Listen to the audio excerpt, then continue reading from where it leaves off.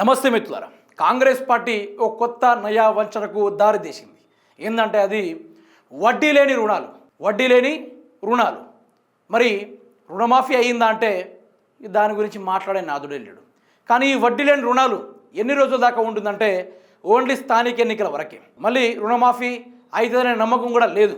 ఎవరు కూడా తొందరపడి పప్పులో కాలు వేయకూడదు అనేది చిన్న సూచన. ఒకసారి చూద్దాం. ఇక రాష్ట్ర వ్యాప్తంగా వడ్డీ లేని రుణాలు సంఘాలకు 304 కోట్ల రూపాయలు వడ్డీ లేని రుణాలను ఆయన విడుదల చేశారు. మంగళవారం మినిస్టర్ క్వార్టర్స్లో హుస్నాబాద్ నియోజకవర్గానికి చెందిన 7 మండలాల్లోని 5,329 స్వయం సహాయక సంఘాలకు 5,66,16,000 రూపాయలు వడ్డీ రుణాలు చెక్కులు పంపిణీ చేశారు. ఈ సందర్భంగా మంత్రి పొన్నం ప్రభాకర్ మాట్లాడుతూ రాష్ట్ర ప్రభుత్వం 304 కోట్ల రూపాయలు వడ్డీ లేని రుణాలు మహిళా సంఘాలకు ఇచ్చిందని తెలిపారు.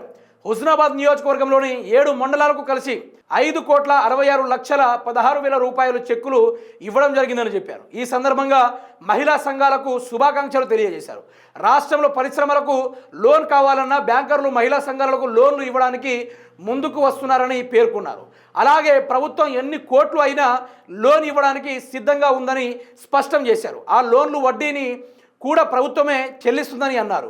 అలాగే 18 సంవత్సరాలు పైబడిన వారందరూ మహిళా సంఘాల్లో చేరి ఆర్థికంగా ఎదగాలని పిలుపునిచ్చారు.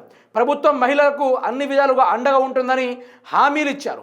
అలాగే ఆడబిడ్డలు ఆర్థికంగా ఎదగాలని ప్రభుత్వం కృషి చేస్తుందని మంత్రి పొన్నం ప్రభాకర్ అన్నారు. అయితే తెలంగాణ రాష్ట్ర ప్రజలకు నా యొక్క చిన్న విజ్ఞప్తి, ఎట్టి పరిస్థితుల్లో కూడా రేవంత్ రెడ్డి ప్రభుత్వం యొక్క ఆడుతున్న డ్రామాలని ఎవరు కూడా లొంగద్దు, వంగద్దు, పప్పులో కాలు కూడా వేయద్దు. ఎందుకంటే రేవంత్ రెడ్డి ప్రభుత్వం ఏం చేసింది మిత్రులు అంటే ఇప్పుడు వడ్డీ లేని రుణాలు అంటున్నారు. ఏమంటున్నారు?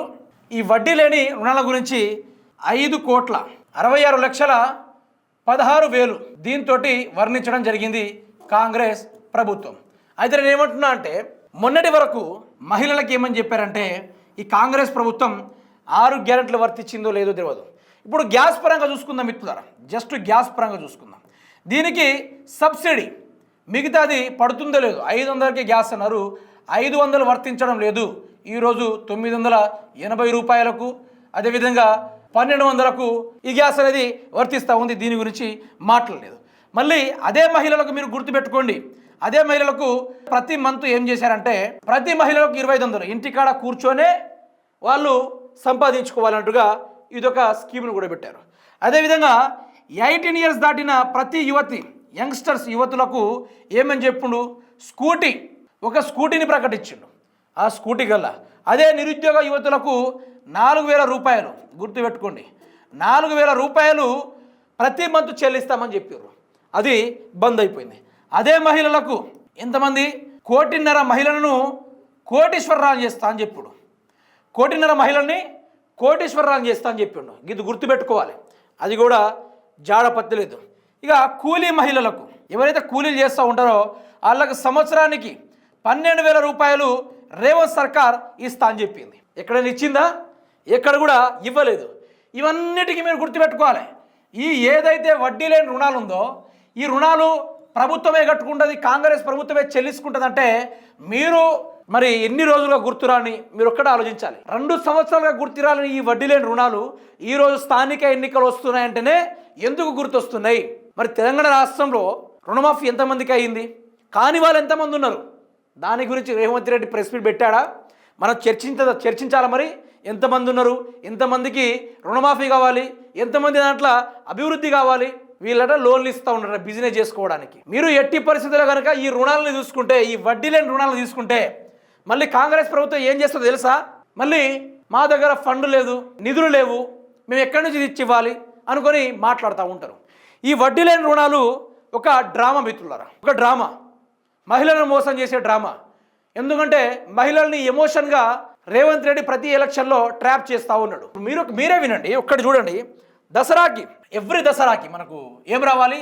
ఈ బతుకమ్మ చీరలు రావాలి. మరి ఈరోజు సర్పంచ్ ఎన్నికలు ఉన్నాయని, ఈ యొక్క స్థానిక ఎన్నికలు ఉన్నాయని ఈరోజు చీరలు ఇస్తూ ఉన్నారు మిత్రులారా. మరి మొన్నటిదాకా ఈ బతుకమ్మలకు ఎందుకు గుర్తురాలా? గత 2 దసరా పండుగలు కాలయాపన చేసింది. ఏది కూడా ప్రజలకు ఇచ్చే ప్రయత్నాలు ఎక్కడ కూడా చేయలేదు. అందుకనే నేను మహిళలకు, మా అక్కలకు, మా చెల్లెమ్మలకు చెప్పేది ఒక్కటే, రేవంత్ రెడ్డి యొక్క మాటలు విని తొందరపడి అనవసరంగా పప్పులో కాలు వేస్తే మాత్రము మునిగిపోయేది మన కుటుంబాలు తప్ప రేవంత్ రెడ్డి కుటుంబం కాదు. ఈ స్థానిక ఎన్నికల్లో బీసీ రిజర్వేషన్లను ఫలించలేదు. ఇప్పుడు మహిళల్ని ఎమోషనల్గా ట్రాప్ చేసి కార్యక్రమాలు చేస్తున్నారు. దయచేసి తెలంగాణ సమాజం దీని నుంచి మేలుకోవాలి.